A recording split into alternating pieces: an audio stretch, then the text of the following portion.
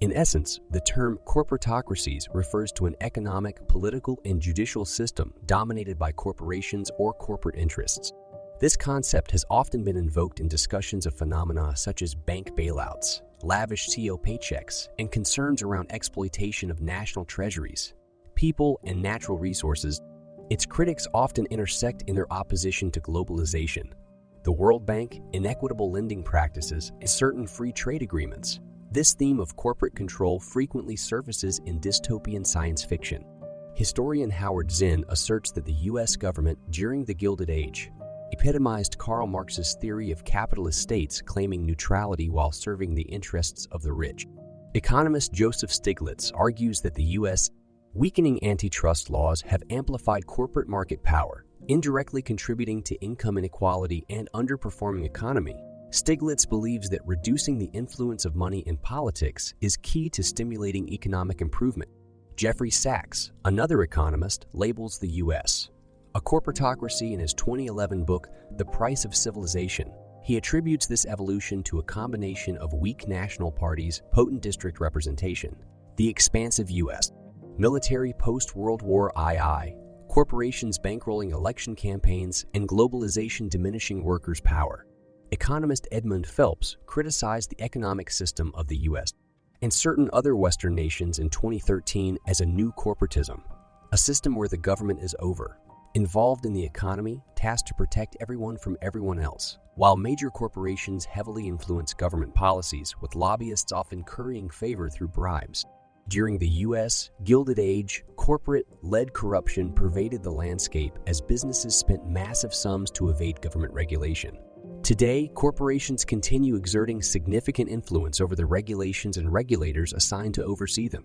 Senator Elizabeth Warren highlighted in December 2014 how a critical government funding bill was amended last minute to dilute banking regulations. This modification made taxpayer-funded bank bailouts more accessible.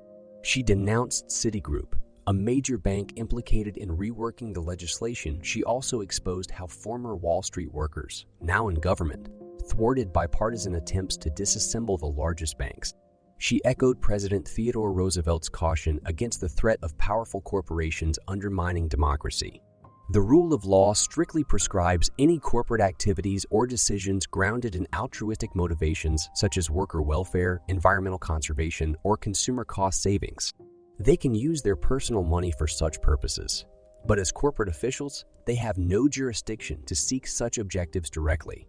Their duty lies in fulfilling the corporation's interests, which typically equate to enhancing shareholders' wealth. Therefore, genuine corporate social responsibility is not legally valid. Speaking of income disparity, Emmanuel Saez, an economist from the University of California, Berkeley, concluded from his 2014 income study that income and wealth inflations are not seen among small to mid-sized entrepreneurs and business proprietors. These individuals usually make up the lower half of the top 1% earners, however. This growth is observed in the top 0.1% who have an annual income exceeding $2 million. Corporate clout can contribute to the imbalance in income. According to the 2011 findings of Joseph Stiglitz, a Nobel laureate in economics, the financial industry's manipulation of the financial system has resulted in significant discrepancies in income distribution, given its influence on changing regulatory norms. The government provided near-zero interest loans and favorable bailout terms to financial institutions. While overlooking violations, Stiglitz deduced that the wealthiest ones were bagging nearly a quarter of the income and 40% of the wealth. From an economic perspective, the declining percentage of total compensation, including wages, relative to GDP, indicates a shift in income from laborers to capitalists. Larry Summers asserted in 2007 that the lower 80 of households were making $664 billion less than in 1979, adjusted for income disparity, which amounts to about $7,000 per family. The resultant debt accumulation may have played a critical role in the 2007-2009 subprime mortgage crisis and could have slowed economic growth, given that lower-income families usually spend a larger portion of their income than wealthier families. Another factor contributing to income inequality is the tax evasion policies and practices followed by some large American corporations. They have adopted a strategy known as tax inversion, enabling them to shift their headquarters to a country with lower taxes. thereby reducing their tax burden. Nearly 46 corporations have relocated to low-tax nations since 1982, including 15 since 2012, with 6 more ventures planning to do the same in 2015. The beginning of the 1980s saw the easing of legal constraints on buybacks, a dynamic that has continued to increase over time. Advocates argue that these practices need to be curtailed.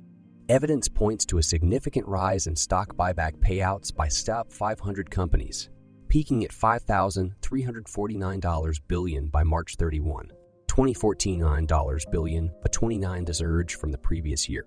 Projections from Goldman Sachs estimate that this figure will rise to $701 billion in 2015, an 18% increment from 2014. To put this rise in perspective, yearly non-residential fixed investments, accounting for a significant part of GDP, were approximately $21 trillion in 2014. Brennan from the Transnational Institute shed light on how the consolidation of corporate power influences governmental decisions. Besides their substantial wealth and size, Brennan emphasizes that the power of transnational corporations, TNCs, comes from their influence and ability to penetrate governments while sustaining their commercial interests against societal welfare.